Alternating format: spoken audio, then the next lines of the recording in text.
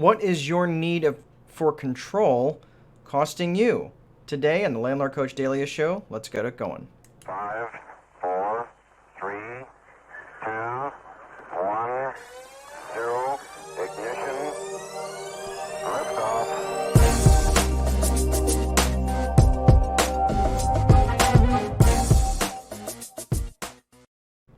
Hey everyone, welcome to the Landlord Coach Daily Show. My name is Mark Dolfini, Landlord Coach and host of the Landlord Coach Daily Show. It's nice to see you. Thanks for joining me today.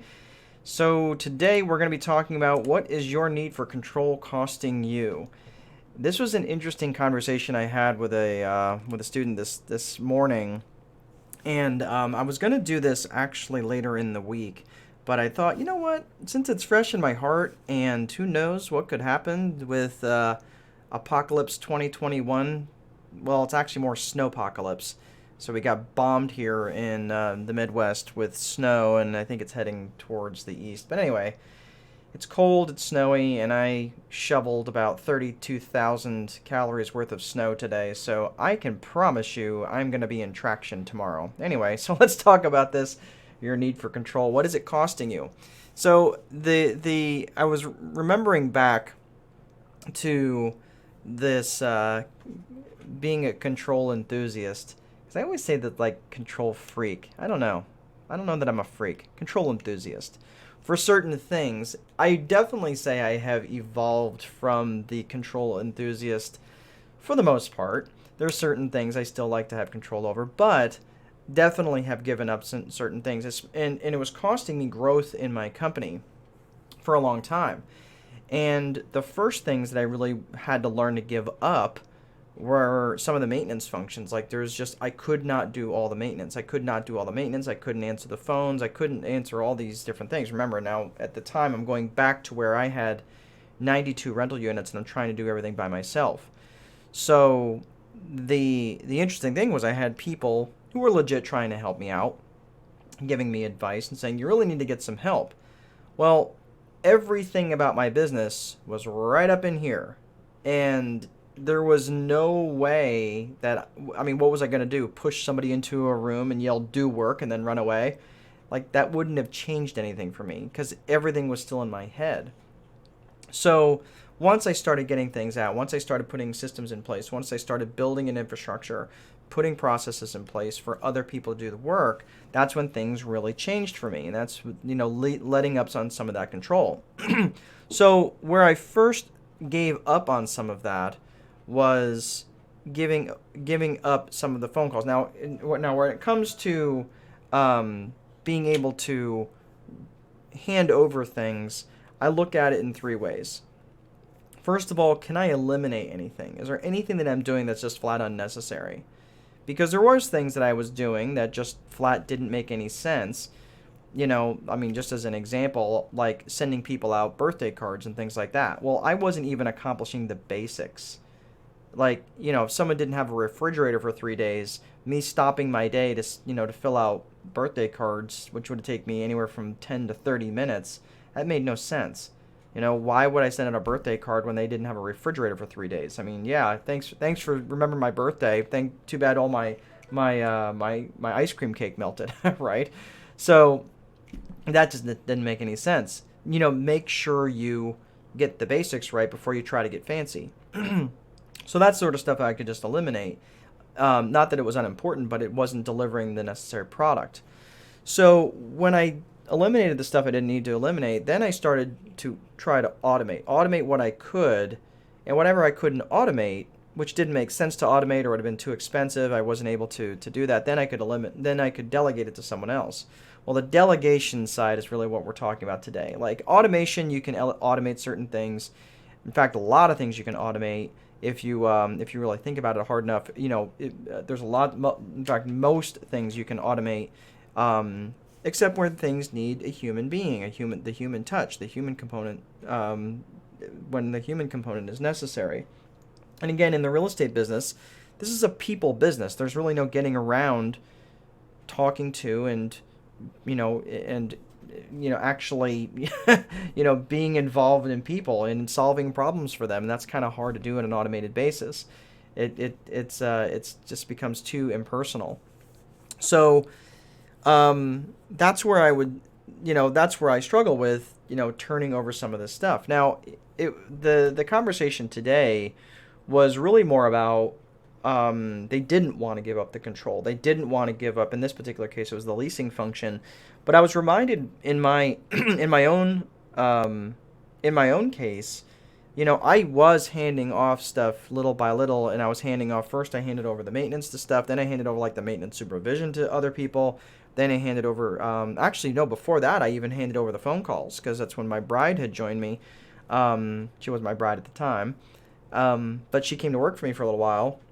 Did an amazing job, and she was answering the phone. And honestly, just the fact that she can answer the phone, even though she didn't really know what she was doing, I just say, look, answer the phone, take messages. If it's, I mean, that alone saved just me from getting on the phone all the time was really just such a big help. So delegating that out. Then I started delegating maintenance. Then I started delegating other things. The last thing that I delegated, like the leasing function and all this other stuff, the last thing that I delegated was the accounting function. Now, here's what I found interesting. And I heard this through, let me think what book that was. That was Mastering the Rockefeller Habits, Scaling Up 2.0 by Vern Harnish. If you've not read that book, I would, let me see here. That is a very hard book to read. It reads like a textbook. The only way, to be honest with you, that I got through that book was through audiobook. And I don't really learn through audio. I'm a more of a kinesthetic learner. I have the book, but it wasn't really until I got it on audio that I could actually get through it. And I listened to it about 60 times. That book is so deep, and it's really, really good. So Mastering the Rockefeller Habits. It's called Scaling Up 2.0. Mastering the Rockefeller Habits by Vern Harnish. Really, really smart dude. Like scary smart. But one of the things that they said in that book, which was such a huge takeaway for me, was the strength of the founder often becomes the weakness of the business. So the strength of the founder often becomes the weakness of the business. And the reason for that is because it's often the last thing that they give up. And I thought, man, that is so scary true. And because I didn't want to give up the accounting function, it became a huge weakness. Now I can tell you, if your accounting is weak, meaning like you have numbers that you can't really count on, you're running a very, very dangerous business. And I'll tell you, for a while, it just seemed like we were operating by the seat of our pants. And as a result, I couldn't keep up with the accounting. I mean, we had all these charges that were coming through that we didn't really know. I mean, we had so much fraud and abuse going on where people were charging things and not turning in the receipts, and we were basically buying things for free for properties. Didn't know where to charge them to. In fact, there was close to $1,500 a month going out the door on stuff that I just didn't even know where it was, what it should have been charged to. So as a result, it just kind of went to this, the ever-present miscellaneous category. And it wasn't until I got things locked down, delegating that to someone else so they could handle it and they could own it, it was really a game changer for me.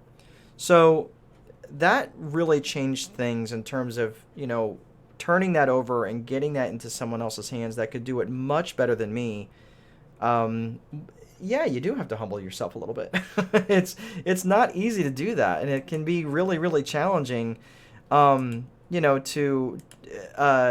say, somebody else can do this better than you. Well, yeah, the whole point is to have this business that operates for you, and not the other way around, where you operate because of the business, where you serve the business in every other way. Because, you exist for the business. No, the business exists for you and not the other way around. So that was really one of the game changers for me in switching that over.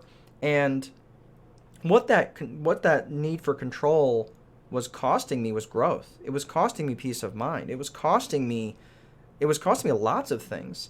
And, if you start valuing yourself at $50, $60, $75 an hour or $100 an hour as an investor, as a business owner, you doing jobs that you could pay someone else $20 or $30 an hour for, that costs you money, right? Now, you may not value yourself that highly, but when you do start to value yourself, if you do want to value yourself that highly, I can promise you it's not going to be by picking up a paint roller. I can promise you it's not going to be by picking up, a snow shovel, for example, for me today. I should probably take more of my own advice. But, unfortunately, I didn't have a spot to park my car because it didn't get plowed, whatever reason. Well, I'll figure that out later. But, you know, was I going out, shoveling the entire parking lot? No, wouldn't have made sense for me to be spending all my time doing that when obviously I could pay somebody a couple $100s just to push all the snow away and not have to do that. This is about valuing your time, placing a value on your time. So eventually, you can move on to the things that are closer to your vision in terms of what it is you're actually trying to accomplish. So, it's really just about getting the right people on board, doing jobs that they are way better at than me, and getting them to, and getting them closer to their vision. Pay them well, make sure you're paying them a fair wage and getting them closer to their vision. And that makes you a good boss, and that makes you a good business owner.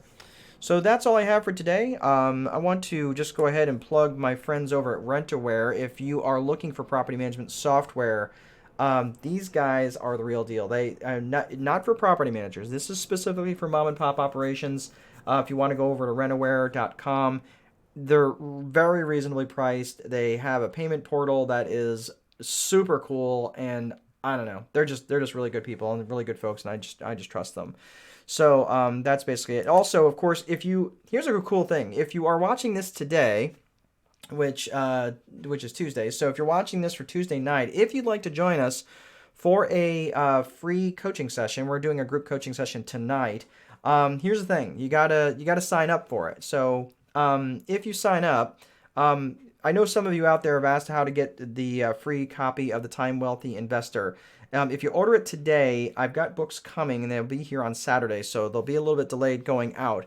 But if you do want a copy of the Time Wealthy Investor, just go to landlordcoach.com/videos. There's a bunch of free stuff on there, but if you order the book today, that'll get you into our list, and I will include you in the free group coaching call tonight.